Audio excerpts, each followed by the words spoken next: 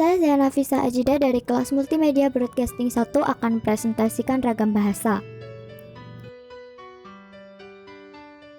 Materi yang akan saya bahas di sini adalah pengertian ragam bahasa, penyebab timbulnya ragam bahasa, dan jenis-jenis ragam bahasa. Pengertian ragam bahasa.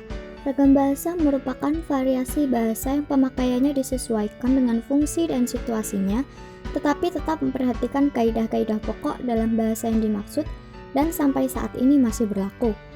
Hal ini disebabkan oleh ragam bahasa terjadi sebagai akibat dari adanya keragaman sosial dan keragaman fungsi bahasa. Penyebab timbulnya ragam bahasa yang pertama adalah faktor budaya. Setiap daerah mempunyai perbedaan kultur atau daerah hidup yang berbeda, seperti di wilayah Jawa dan Papua serta beberapa wilayah Indonesia lainnya. Yang kedua adalah faktor sejarah. Setiap daerah mempunyai kebiasaan atau adat istiadat dan bahasa nenek moyangnya sendiri-sendiri dan berbeda-beda antara daerah satu dengan daerah yang lainnya. Yang terakhir adalah faktor perbedaan demografi. Setiap daerah memiliki dataran yang berbeda, seperti wilayah di daerah pantai, pegunungan yang biasanya cenderung menggunakan bahasa yang singkat, jelas, dan dengan intonasi volume suara yang besar dan tinggi. Berbeda dengan daerah pemukiman padat penduduk yang menggunakan bahasa lisan yang panjang lebar disebabkan lokasinya yang saling berdekatan dengan intonasi volume suara yang kecil. Namun, selain faktor tersebut, ragam bahasa juga terjadi karena perkembangan zaman di samping perbedaan cara penyampaiannya atau logat bahasanya.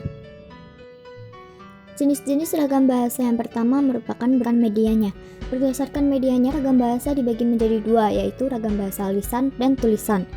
Ragam bahasa lisan merupakan bahasa yang dihasilkan melalui alat ucap dengan fonem atau bunyi bahasa yang dapat atau berfungsi membedakan makna sebagai unsur dasar. Sedangkan ragam bahasa tulisan adalah bahasa yang dihasilkan dengan menggunakan tulisan atau rangkaian huruf sebagai unsurnya. Kemudian ragam bahasa berdasarkan cara pandang penutur yang dibagi menjadi 4, yaitu ragam bahasa dialek, terpelajar, resmi, dan tak resmi. Ragam dialek atau daerah adalah variasi bahasa yang dipakai oleh kelompok di tempat tertentu. Selanjutnya, ragam terpelajar dapat dipengaruhi oleh tingkat pendidikan penutur. Bahasa Indonesia yang digunakan oleh kelompok penutur berpendidikan tampak jelas perbedaannya dengan yang digunakan oleh kelompok penutur yang tidak berpendidikan, terutama dalam pelafalan kata yang berasal dari halieusa asing. Kemudian ada ragam resmi. Ragam bahasa resmi adalah bahasa yang digunakan dalam situasi resmi, sedangkan ragam bahasa tidak resmi adalah ragam bahasa yang digunakan dalam situasi tidak resmi, seperti dalam pergaulan atau percakapan pribadi.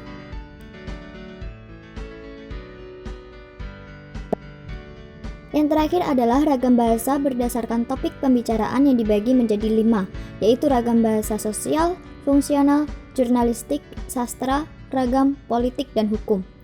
Ragam sosial yaitu ragam bahasa yang sebagian norma dan kaidahnya didasarkan atas kesepakatan bersama dalam lingkungan sosial yang lebih kecil dalam masyarakat. Kemudian ragam fungsional atau profesional adalah ragam bahasa yang dikaitkan dengan profesi, lembaga, lingkungan kerja, atau kegiatan tertentu lainnya. Kemudian ragam bahasa jurnalistik adalah ragam bahasa yang dipergunakan oleh dunia persurat kabaran. Kemudian ragam bahasa sastra memiliki sifat atau karakter subjektif, lentur, konotatif, kreatif, dan inovatif.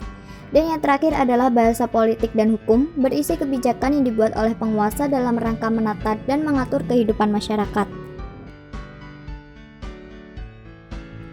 Sekian presentasi dari saya, mohon maaf apabila ada salah kata. Semoga ilmu yang saya sampaikan dapat bermanfaat. Terima kasih.